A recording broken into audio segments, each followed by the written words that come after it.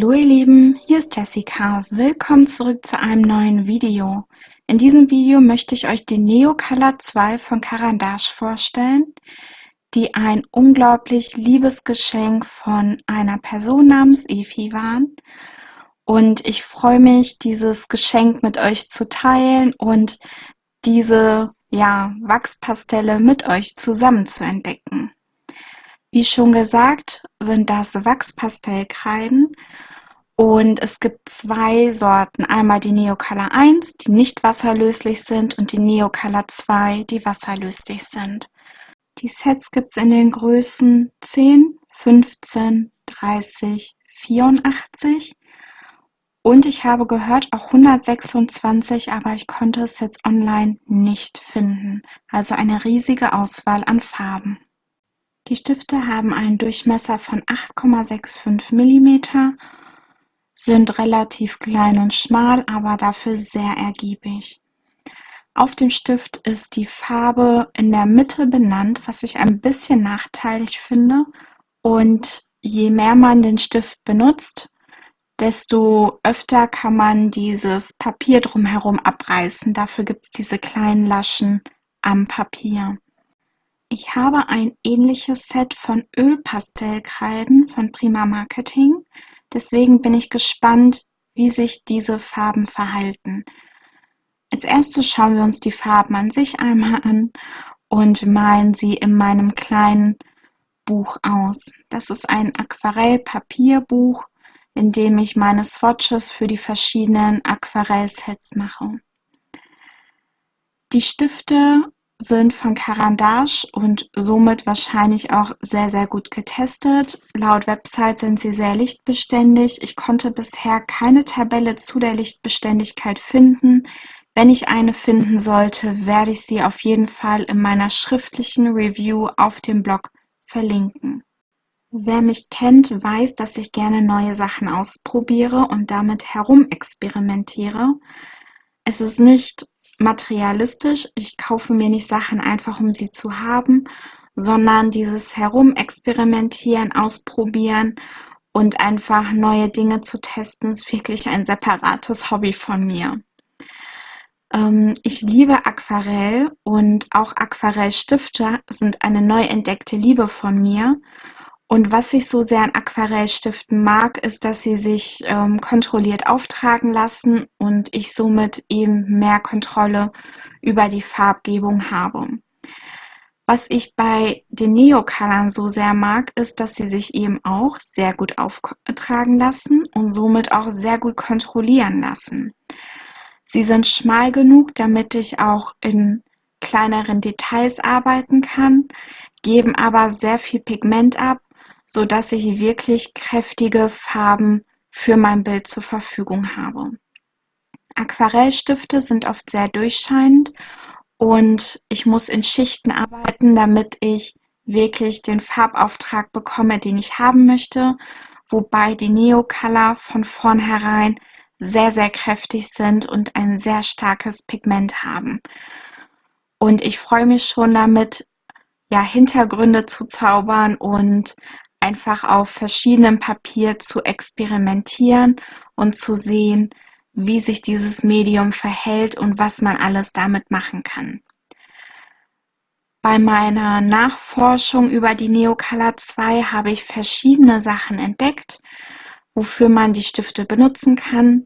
Man kann sie sowohl natürlich trocken benutzen, als Wachskreide, wie man es vielleicht aus der Grundschule kennt. Man kann auch Kratztechniken damit benutzen, aber gerade die Neocolor 2 sind eben hervorragend für Nasstechniken geeignet.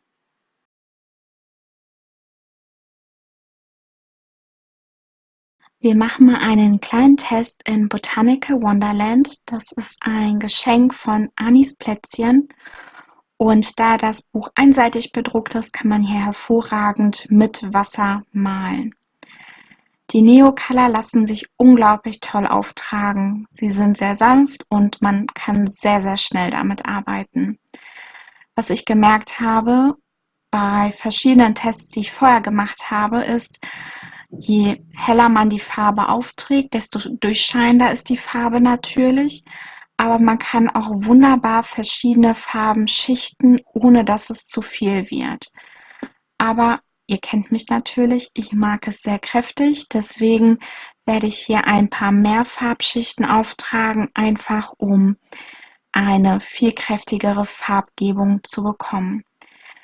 Die Neocolors lassen sich wunderbar schichten. Man hat nicht das Gefühl, dass die Farbe irgendwann abbröckelt, sondern man kann wirklich ganz locker 3 Schichten übereinander auftragen und kriegt immer noch wunderschöne Farbmischungen hin. Ich habe sowohl Aquarellpinsel als auch normale Pinsel für die Neocolor verwendet und ich muss sagen, dass mir wie immer meine Aquarellpinsel, also diese Wassertagpinsel am besten gefallen, einfach weil ich einen permanenten Fluss von Wasser habe und somit die Farben sehr, sehr gut gelöst bekomme. Ich habe die Neocolor auch in World of Flowers getestet und habe gemerkt, dass es auf unterschiedlichem Papier unterschiedlich schwer ist, die Farben gelöst zu bekommen. In World of Flowers konnte ich immer noch die Struktur des Stiftes oder der Neocolor durchsehen. Also das, was ich aufgemalt habe, konnte ich immer noch sehen. Das Wachs hat sich nicht komplett gelöst, aber in diesem Buch hatte ich kein Problem damit. Das Wachs hat sich komplett gelöst und ich konnte einen wunderschön ebenmäßigen Farbverlauf damit malen. Und das hat natürlich auch super viel Spaß gemacht. Aber ich war nicht allzu traurig, dass mein erster Versuch in World of Flowers nicht geklappt hat. Ich denke, ich brauche einfach mehr Übung da drinne. Und es gibt auch unterschiedliche Techniken, mit denen man die Neocolor benutzen kann. Deswegen nicht verzagen, seid nicht traurig. Man kann diese Wachspastellkreiden in allen Büchern benutzen, weil es mehrere Techniken gibt, mit denen man arbeiten kann. Also bleibt weiter dran. Wenn ihr etwas feinere Details malen wollt, dann könnt ihr die Neocolor auch problemlos anspitzen.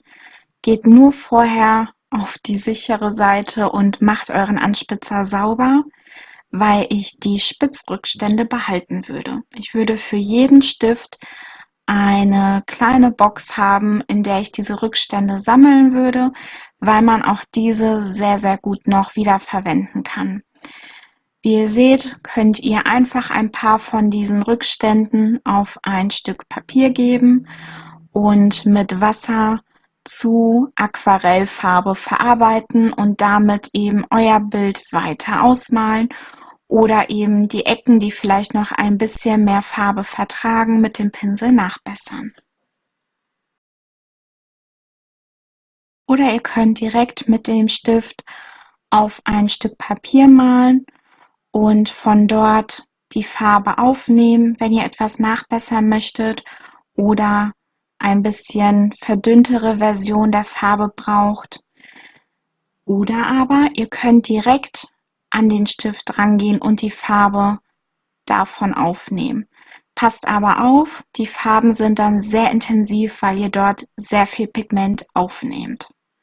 Das sind die verschiedenen Techniken, die ich euch einmal zeigen wollte. Ich hoffe, ihr hattet Spaß an dem Video und seid motiviert, neue Medien auszuprobieren. Bis bald!